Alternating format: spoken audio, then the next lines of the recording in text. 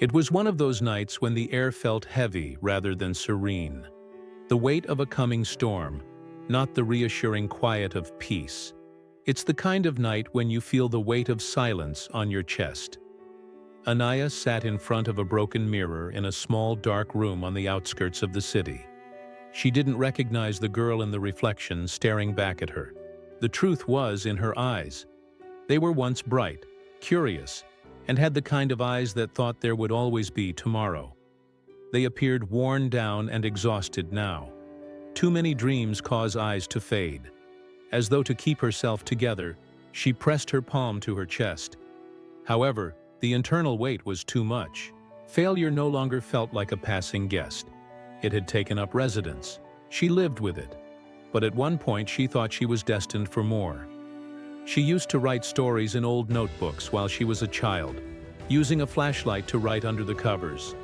She pictured her words taking flight around the globe, reaching strangers, lifting their spirits, and reducing their sense of isolation. However, dreamers are not always treated kindly by the world.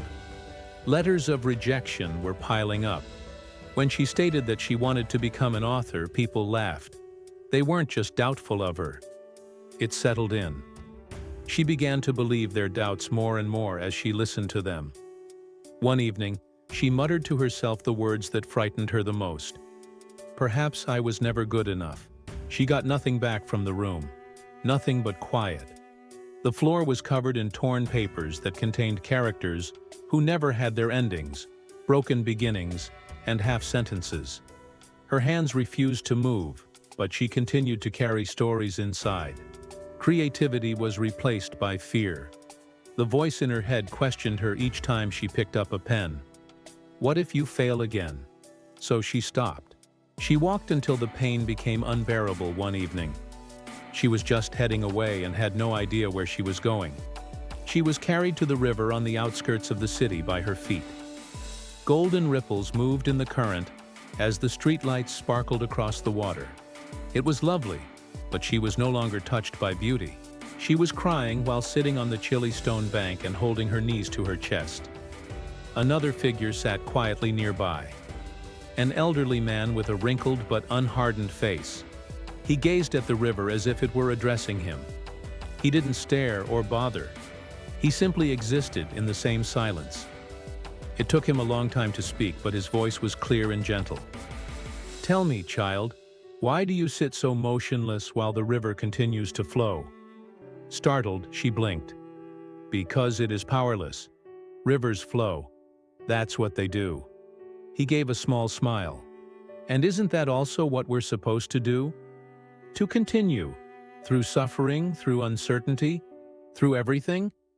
There was something in his voice that cut through the barriers she had put up.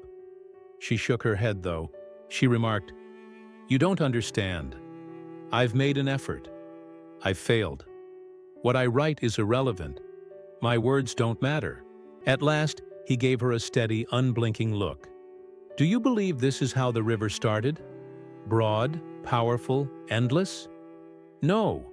It started out as a drop, a trickle. It tripped over stones, dried in the sand, and vanished into the earth. However, it managed to move forward. Not because it was the largest, not because it made the most noise, but because it was always in motion. Although his voice grew softer, it still had a weight that settled in her chest. So tell me, kid, why did you stop? She had no answer. Slowly, the man stood up, his figure reflected by the river's glow. You have a fire inside of you, he said. It wasn't there by the world, which implies that it cannot be taken away by the world.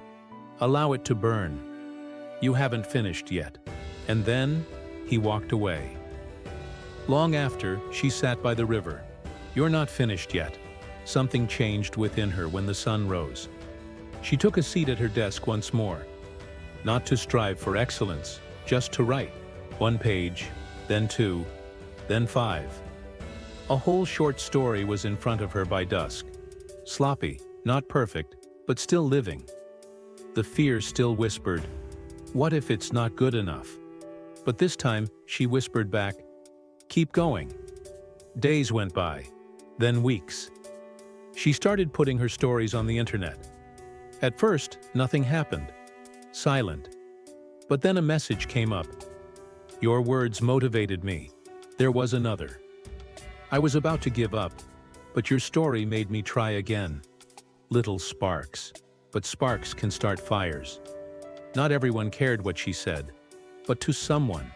And that was all it took. The way didn't suddenly get easy.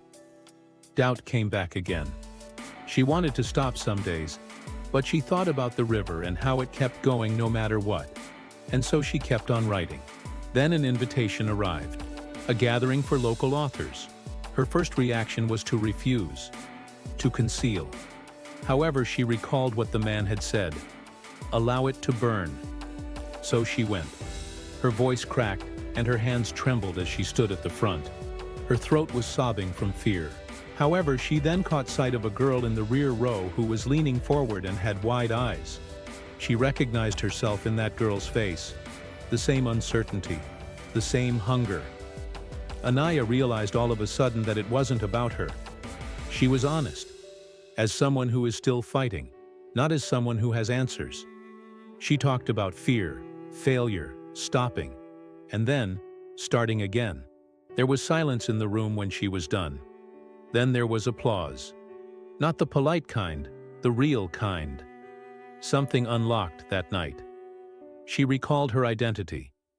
So she continued to write, continued to share. She knew her voice had finally found its place when someone said, I thought I was alone until I read your words.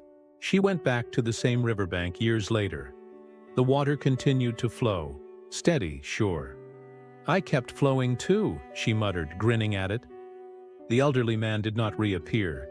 His voice, however, endured. It was inside her. She brought it into other people's lives. To every soul who ever wondered if they mattered, whoever wanted to give up but didn't, his voice became her own. Because that was always the reality. Failure doesn't mean you've lost your potential. When people doubt you, it doesn't go away. It waits, silently, with patience, for you to begin anew. You are not supposed to remain motionless, like the river. You're supposed to move, to falter, to move, to develop, to become. And you rediscover the strength that was always yours each time you whisper, keep moving, in response to your fear.